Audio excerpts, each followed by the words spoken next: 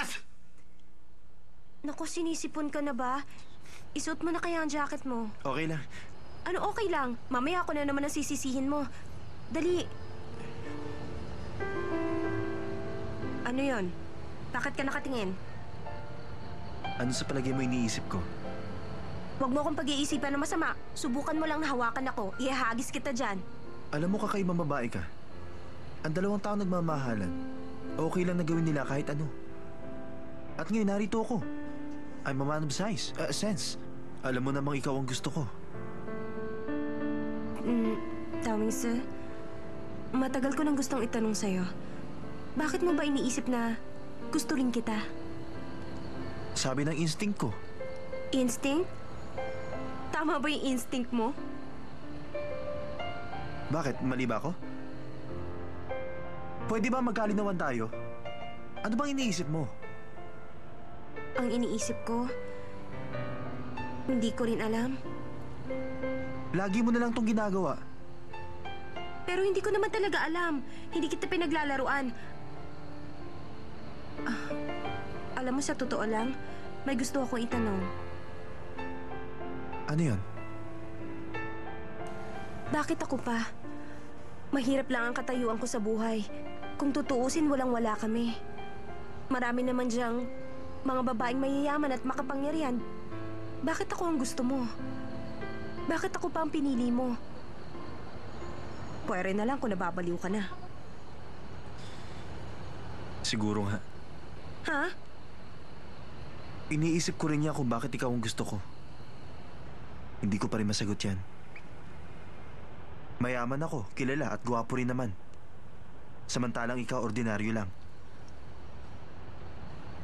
Ano gwapo sinasabi mo, kapal ha? Kung meron nga talagang taong ganyan, hahanapin ko siya kahit saan. Masyado ka talagang...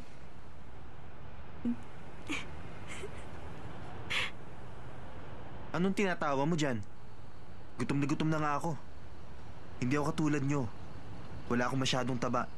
Kaya madali ako magutom. Siya nga pala, meron akong cookies. Ano yun? Hindi pala, wala. Ano ba yan?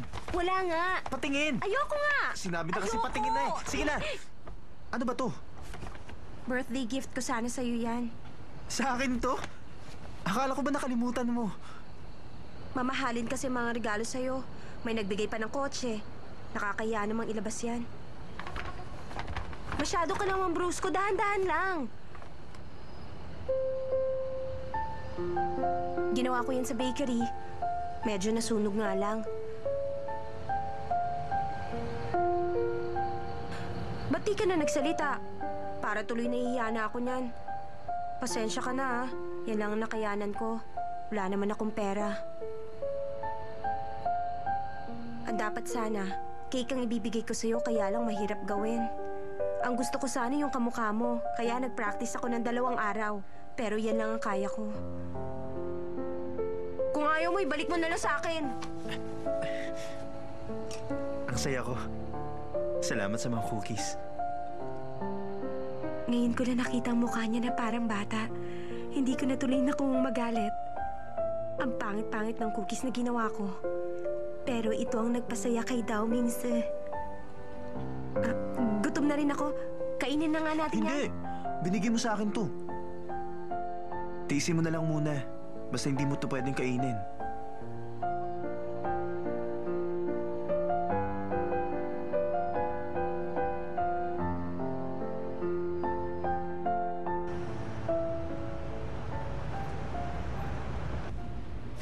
Hoy, Lay! Tayo na! Tulog ka ng tulog dyan. Bakit ba wala ka man lang kahit sofa? Saan ako pwedeng maupo? May sofa sa sala kung gusto mo umupo. Di bali na lang. May sasabihin ako sa'yo.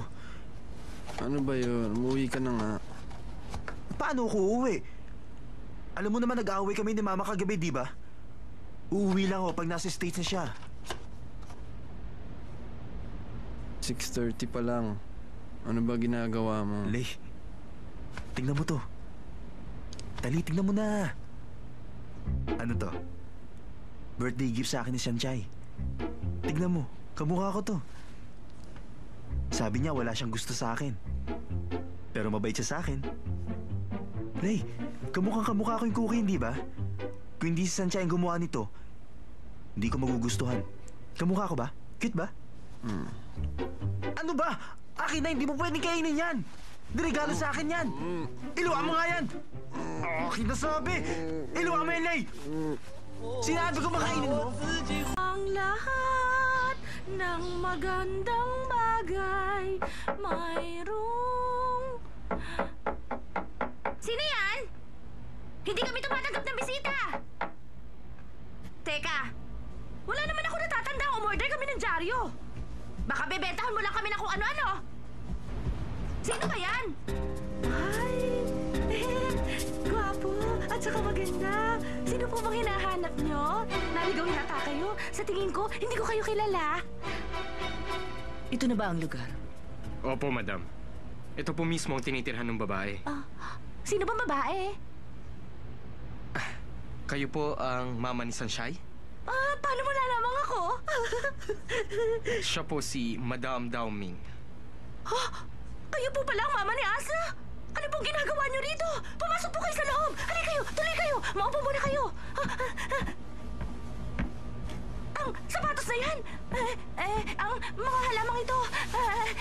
Sanjay! Gumising ka na! Bumangon ka dyan at narito ang mama ni Daming Su! Sanjay! Ano ba? Bumangon ka! Narito sa loob ng bahay natin ang mama ni Daming Su!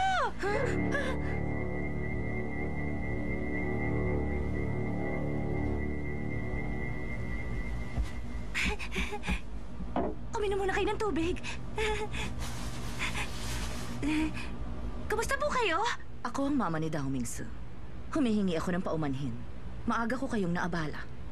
Okay lang. Naku, alam niyo ba, madam, hindi pinababayaan ni Dao Mingsu ang anak namin si Sanjay. Yutian, pwede mo nang ilabas. Opo. Hindi na ako magpapaligoy-ligoy pa. Alam kong mahalaga ang oras para sa lahat ng tao. Naku, hindi. Wala kami pakialam sa oras. Hindi mahalaga sa amin yan dahil marami kami yan. Dediretsuhin na kita. Gusto kong malaman ninyo ang dahilan ng pagpunta ko rito sa bahay ninyo. Ikaw, Miss Sanjay. Hinihilin ko sa'yo na layuan mo na si Asu.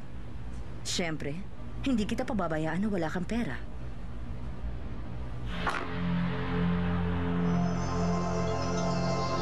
Narito ang $10 million. $10 million? Alam kong kabastusan ang gagawin ko. Pero, sa tingin ko, hindi rin maganda ang inyong pamumuhay. Kaya naman, harapin na lang natin ang katotohanan. Alam naman ninyo, may responsibilidad si Asi bilang tagapagmana ng pamilya. Kaya ako naman bilang mama niya, kailangan kong bantayan ang mga pinaggagawa niya. Lalong-lalo na ngayon sa panahon ng pagbibinata niya. Maraming nakakalat na bato sa dadaanan ng anak ko. At pati na rin ang mga damong ligaw.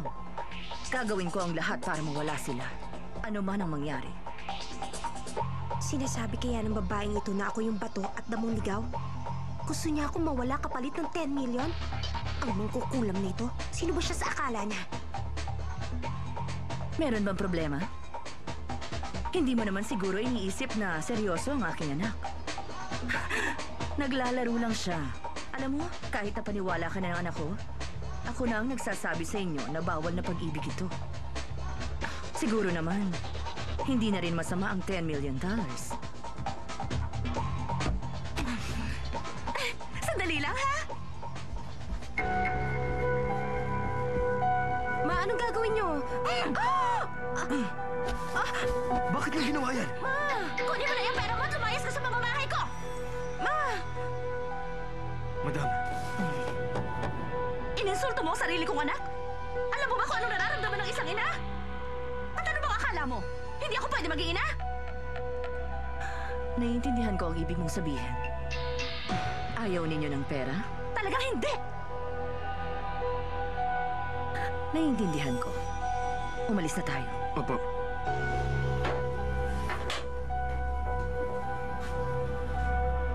Sige po.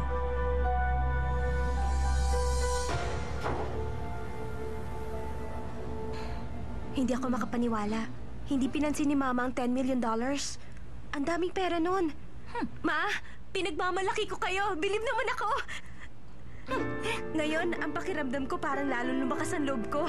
Mahirap man tayo, meron naman tayong dignidad. Ang matandang mangkukulam na yon, baka ang akala niya madadaan niya tayo sa pera. Nagkakamali siya ron. Ano ba pinagsasasabi mo dyan? Ha?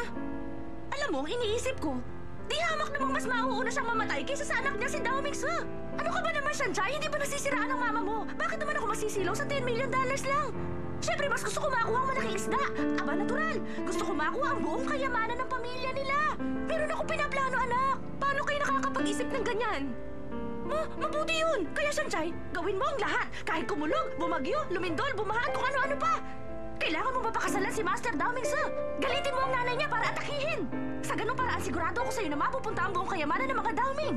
Huwag mo kami alalahanin. Malulusog kami. Aabot kami na 100 taon. Tiyak may enjoy namin ang matagal ng papa mo. Ano bang sinasabi niyong yan? Wala rin pala kayong pinag-iba sa kanila. Dapat pala tinanggap niyo na lang yung $10 million. Mama naman, mahiya naman kayo sa sarili niyo. Nakakainis!